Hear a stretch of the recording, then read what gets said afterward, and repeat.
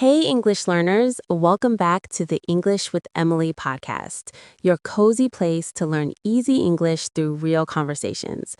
I'm Emily. And I'm Aaron. We're really happy you're here. Okay, Aaron, what's your brain weather today? Sunny or stormy? Stormy, like my thoughts are in a group meeting without me. A group meeting? No way. Are you sure? Yeah, everyone's talking at once. No agenda, no minutes, just panic. Ooh, no agenda is the worst kind of meeting. And if your brain feels like that too, trust me, you're not alone. You're really not. And today's episode is like a warm cup of tea for your mind. Because today we're talking about how to change your life by journaling in 2026. Yep, because when you write, it's like you give your thoughts a home, so they stop living rent-free in your head. Living rent-free. Oof, that's painfully accurate. Right? Like, excuse me thoughts, pay rent, or leave. And here's the funny part.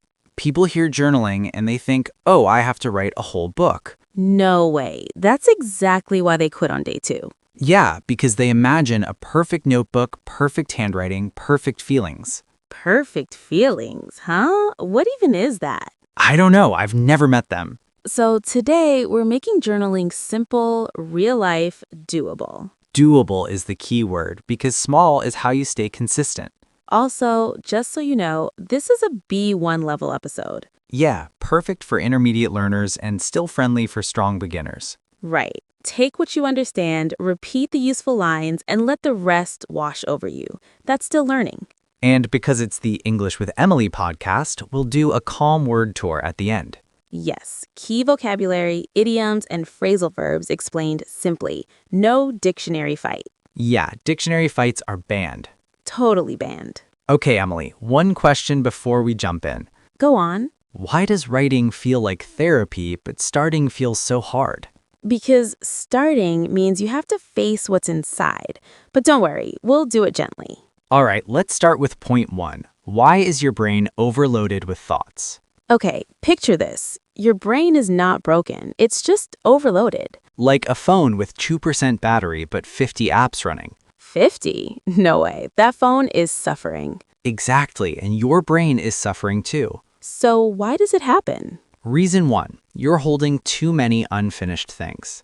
Unfinished things like what? A message you didn't reply to, a task you keep delaying, a conversation you keep replaying, a worry that never got a clear answer.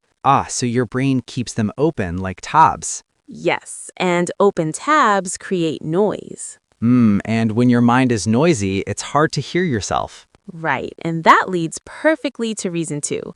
Reason 2, modern life gives your brain no quiet minutes. True. The moment you feel bored, you grab your phone. The moment you feel sad, you scroll. The moment you feel stressed, you distract. So the feelings never get processed, they just get covered. Yes, and covered feelings don't disappear, they wait. Yes, they wait and then they show up later when you least expect it. Right, and that brings us to reason 3. Reason 3. Your brain is trying to protect you. Yes, protect you from mistakes, from embarrassment, from failure. So it keeps sending warnings. Don't forget, don't mess up. What if? What if? The what if department is very active. Too active. And here's the truth. Your brain is not your enemy. It's doing its job, but it needs help. And journaling is that help because writing is like taking the thoughts out of the air and putting them on a table. So you can finally look at them. Yes, and when you can look at them, you can sort them. You can choose what matters. You can breathe. Okay, so now you know why your brain feels overloaded.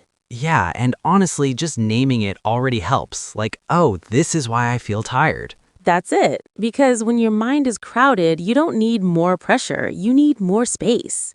And that takes us to the next question. Why journaling is important. Yeah, because when your brain feels crowded, you don't need more pressure. You need space. Exactly, and journaling is one of the simplest ways to create that space, quietly. Think of your mind like a room. When life gets busy, the room fills up with stuff, unfinished tasks, emotions, worries, little fears.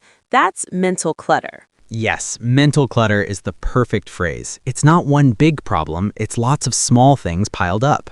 And when the clutter builds up, you start feeling cloudy. Oh, you mean brain fog? Brain fog, exactly. You're awake, but not sharp. You stare at one task and nothing moves. Like your brain is saying, I'm here, but I'm tired. Yeah, and I had a tiny moment like that this week. Can I share it? Please. So I sat down to work and I kept opening and closing the same thing. I couldn't focus. I felt foggy and irritated. That's so real. And I realized I was bottling up stress. I didn't talk about it. I didn't write it. I just held it in, like putting a lid on your feelings and hoping they behave. Exactly, but they don't. They push back. And when you bottle things up, thoughts can spiral. Spiral, yeah.